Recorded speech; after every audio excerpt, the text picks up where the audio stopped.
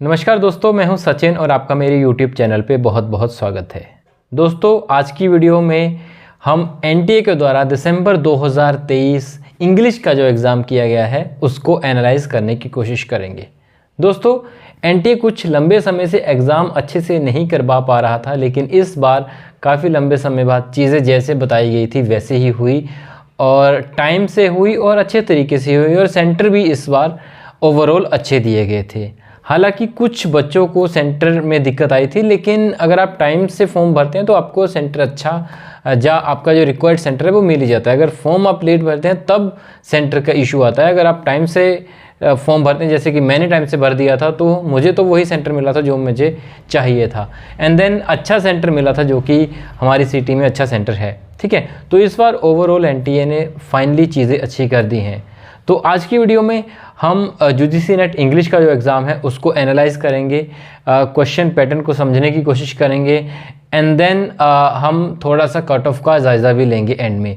तो वीडियो को पूरा देखिएगा, अच्छी लगे तो फिर लाइक शेयर और कमेंट कर दीजिएगा। चैनल को सब्सक्राइब ज़रूर कीजिएगा क्योंकि इसी तरह की वीडियोस आपको हमारे चैनल पे रेगुलर बेसिस पे मिलती रहती हैं। तो चलिए दोस्तों, समय न वेस्ट करते सीधा वीडियो की शुरुआत करते हैं।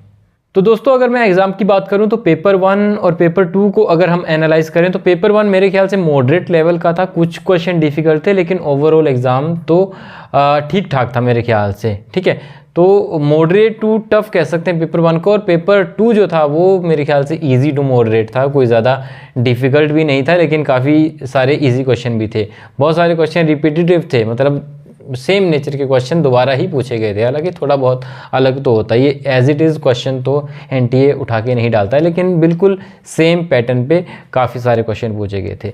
अगर हम पेपर 1 की बात करें तो मेरा पेपर 1 जो था वो DI से शुरू हुआ था। DI में 5 क्वेश्चन ही थे हर बार की तरह, जिसमें से 2-3 डिफ़िकल्ट थे और 2-3 आसान थे। तो DI इसी तरीके से था। कॉम्प्रीहेंशन टाइप क्वेश्चन थे 4 से 5 क्वेश्चन, जो कि मेरे ख्याल से आंसरेबल थे, आंसर करने लायक थे, ज़्यादा डिफिकल्ट नहीं थे।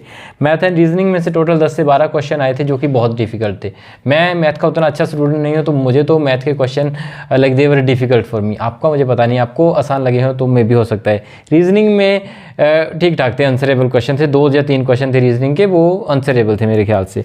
ठीक है, इसके अलावा अगर मैं बात करूं तो स्टेटमेंट टाइप क्वेश्चन बहुत आए थे। स्टेटमेंट टाइप और एजर्शन एंड रीज़न वाले जो क्वेश्चन थे वो 10 से 15 क्वेश्चन थे। तो ये प्रीवियसली हमने कुछ देखा है कि इसी एरिया में से बहुत सारे क्वेश्चन पूछे जा रहे हैं। ठीक है, वो डिफरेंट सिनेरियो देके आपको एजर्शन एंड रीज़न और स्टेटमेंट टाइप क्वेश्चन पूछते हैं। तो इसमें से 10 से 15 क्वेश्चन आए थे और आप इसको आने वाले टाइम में आप इसको पक्का कर सकते हैं, इसके ऊपर काम कर सकते हैं थोड़ा सा। ठीक है, हालांकि इस पर क्या काम किया जा सकता है आपको पता नहीं है कि किस नेचर का क्वेश्चन किस टाइप से वो पूछ लेंगे। ठीक है, तो फिर भी आप जितनी इसकी PYQ की प्रैक्टिस करेंगे उतना ज़्यादा आपको आइडिया लगेगा कि किस तरीके के क्वेश्चन पूछते हैं ये एजर्शन एंड रीजन में और स्टेटमेंट टाइप क्वेश्चंस में। इसके अलावा रिसर्च एंड टीचिंग एप्टीट्यूड में से उतने ज़्यादा क्वेश्चन नहीं पूछे गए थे। मेरे ख्याल से हार्डली 4 to 7 क्वेश्चन ही पूछे गए थे, दोनों को अगर मिला के मैं लेके चलूँ तो। कम्युनिकेशन में से हर बार की तरह इस बार भी क्वेश्चन पूछे गए थे। 4 से 5 क्वेश्चन कम्युनिकेशन में से आए हुए थे। एंड देन GK और EVS में से भी 2-3 क्वेश्चन पूछे गए थे। और इस बार कंप्यूटर और IT में भी इस पार्ट से भी 4 से 5 क्वेश्चन पूछे गए थे।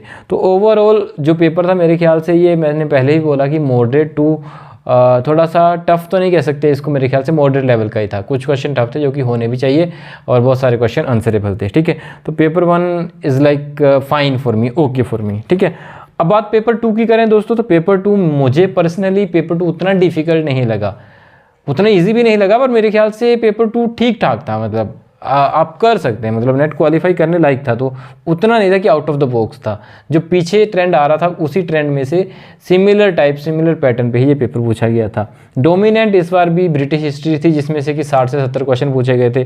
तो ब्रिटिश हिस्ट्री को बहुत ज़्यादा एम्फेसिस दिया जा रहा है काफ़ी लंबे टाइम से। और वर्ल्ड लिटरेचर में से कम ही क्वेश्चन थे, मेरे ख्याल से 5 से 7 क्वेश्चन, अराउंड 10 क्वेश्चन मैक्सिमम होंगे वर्ल्ड लिटरेचर में से, ज़्यादा नहीं थे। ठीक है, एना कैरेनिना का क्वेश्चन मेरे को याद आ रहा है। एना कैरेनिना में से 2 क्वेश्चन आए थे। ठीक है, एक ही नोबल में से। And then comprehension type 10 question थे, जिसमें कि आपको एक पोइम को एनालाइज करना था और एक पैराग्राफ को एनालाइज करना था। इस बार मुझे टाइम मैनेजमेंट में थोड़ी दिक्कत हुई, टाइम में मैं थोड़ा एंड में रह गया था, तो उस वजह से मैंने जल्दी में किया था ये, लेकिन मेरे ख्याल से ईजी था कॉम्प्रीहेंशन टाइप वाला पार्ट तो। ठीक है, थ्योरीज और क्रिटिसिज्म में से क्वेश्चन थे, 8 से 10 क्वेश्चन थ्योरी और क्रिटिसिज्म में से भी थे। एंड देन क्रोनोलॉजी दोस्तों, क्रोनोलॉजी बहुत इंपॉर्टेंट प्ले कर रही है कुछ लंबे टाइम से, ठीक है। इस बार में मुझे अराउंड 15 से 20 क्वेश्चन जो थे वो क्रोनोलॉजी में से ही मिले थे, ठीक है।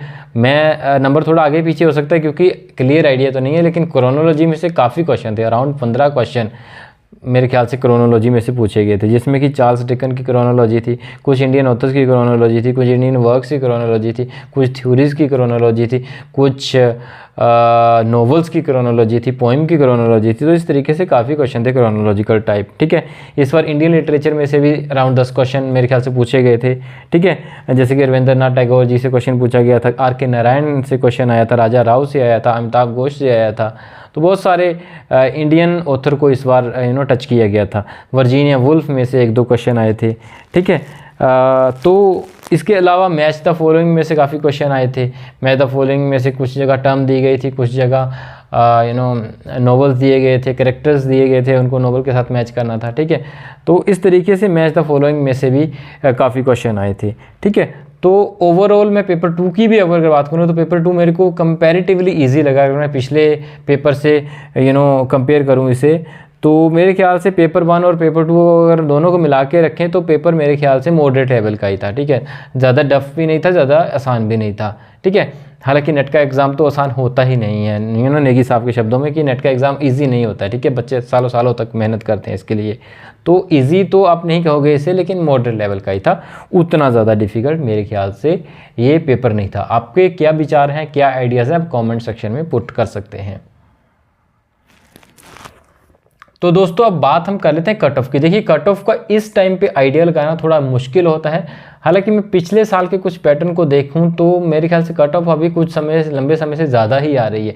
तो इस बार भी पेपर को एनालाइज करते हुए मुझे यही संभावनाएं हैं कि कट ऑफ इस बार भी ज़्यादा ही होने वाली है। हल्का सा आपको आइडिया दे दूंगा कि कितनी कट ऑफ रहेगी मेरे ख्याल से।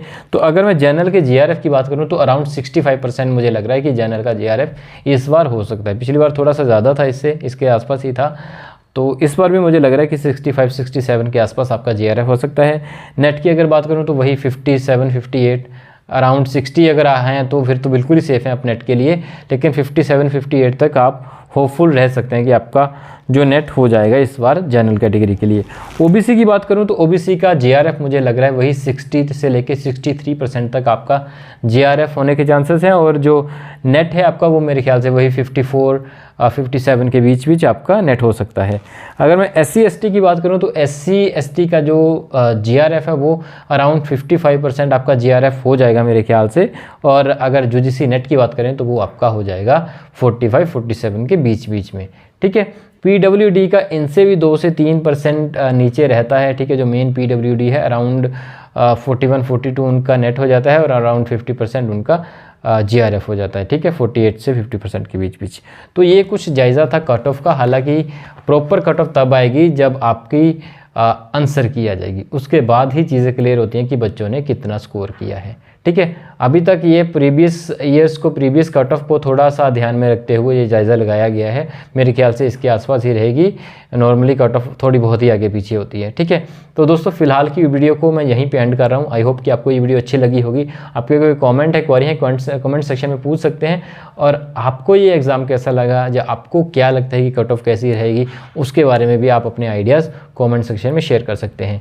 नई वीडियो लेकर जल्दी आपके सामने हाजिर होंगे। तब तक के लिए thank you very much and have a great day.